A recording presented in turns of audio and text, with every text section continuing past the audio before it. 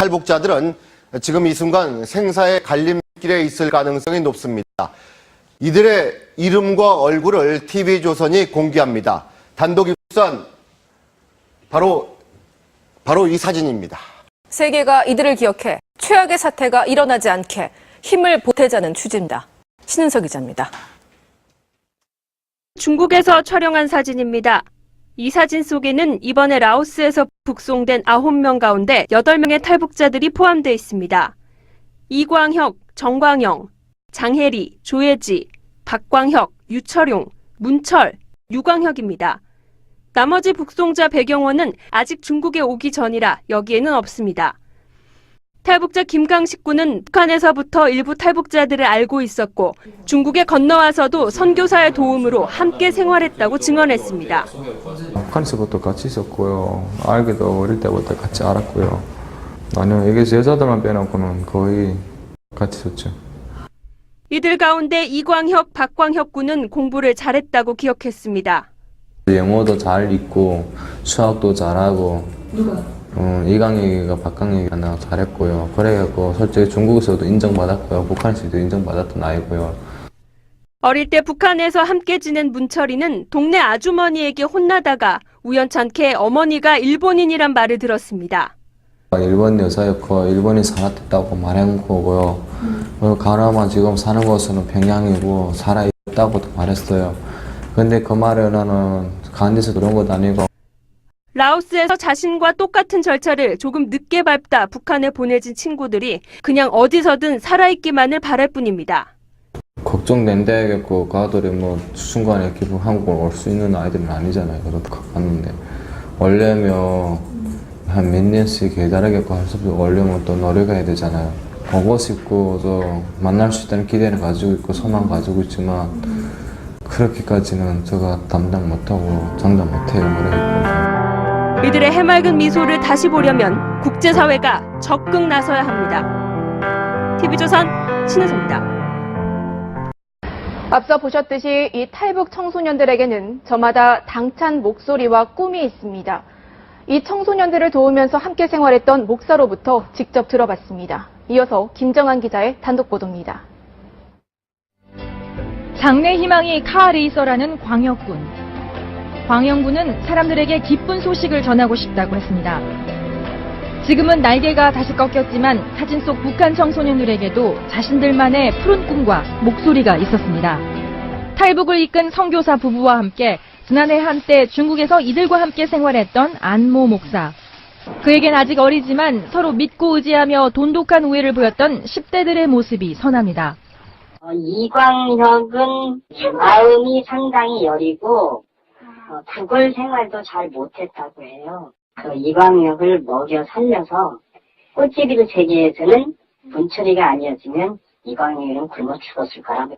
가장 어려웠던 점은 아파도 바로 병원에 갈 수 없었다는 점이었다고 합니다.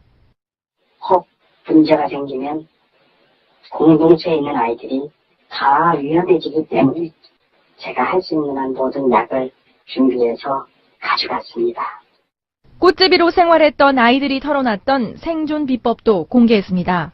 그 쓰레기통마다 뒤지면서 썩고 냄새나는 거 먹으면 배탈 날 거 아니에요. 방지하기 위해서 어떻게 해서라도 치약을 구해서 치약을 짜놓으면.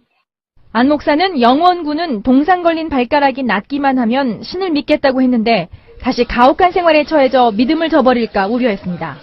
그러면서 그들의 이름은 꽃제비가 아니라는 말을 마지막으로 남겼습니다. 채널A 뉴스 김정한입니다. 어제 저희가 단독 보도해드린 대로 이번에 강제 북송된 청소년 9명에게는 지금은 미국에 가 있는 동료 3명이 있었습니다. 이들은 동고동락했던 친구들의 압송 소식에 슬픔을 가루지 못하고 있다고 하는데요. 그들의 생생한 탈북 증언을 취재했습니다. 김정한 기자의 단독 보도입니다. 항상 배가 고팠어요. 한 번은 중국 공안에 잡혔는데 여러 명이 저를 마구 때리는 거예요. 그 바람에 이빨이 다 부러져 버렸어요.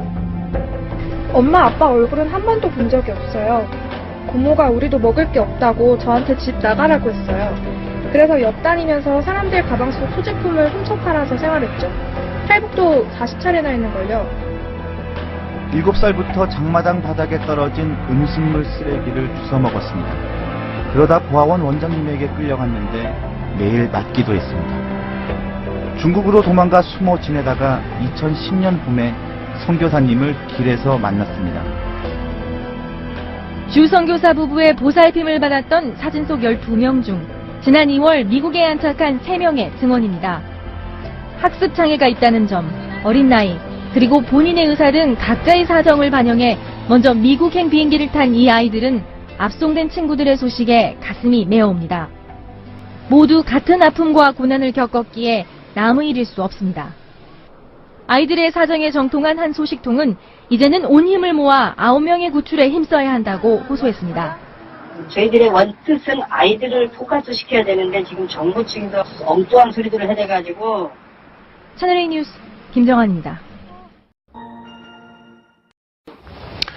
유엔에서 탈북 청소년 강제 송환 문제가 집중 논의되고 있습니다. 가장 큰 관심이 탈북 청소년들의 신변 안전 문제인데요. 여기 참석한 북한 대표부 관계자가 MBC 취재팀에게 참 황당한 말을 했습니다. 박상원 특파원의 보도입니다. 유엔 인권이사회에서 발언을 마치고 나온 북한 대표부 참사관. 탈북 청소년 9명은 오히려 남측에 납치된 것이라고 주장했습니다. 배고파서 넘어간 사람들을 종신세뇌 시켜가지고 반공하고 범죄의 길에 들어서게 하고 나중엔 저걸 배반하고 달아나게 하는. 또 이들이 처벌받지 않고 조만간 얼굴을 드러낼 거라고 말해 대외 선전에 이용할 방침임을 내비쳤습니다. 혹시 이 사람들이 처벌받는 거 아니냐 그런 좀 우려를 많이 하시더라고요. 처벌받는가 안 받는 훗날에가 어서 봅시다. 이제 사진뿐이 아니라 동영상도 나올 수 있습니다. 오늘 기대해 보십시오.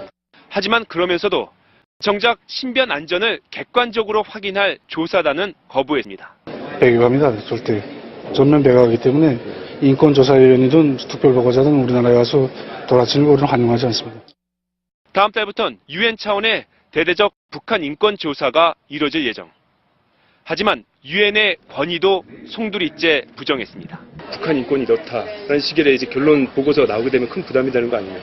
부담은 무슨 부담입니까? 그다 보고서 종이장에 부과한 건데. 앞서 유엔 인권이사회에서는 미국과 유럽연합 등 9개 나라가 일제히 강제 송환자 안전 보장과 조사단 접근 허용을 북한에 촉구했습니다.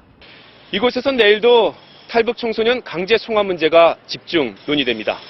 하지만 국제사회의 압박이 북한에 통할 수 있을지 쉽지만은 않은 상황입니다. 유엔 제네바 본부에서 MBC 뉴스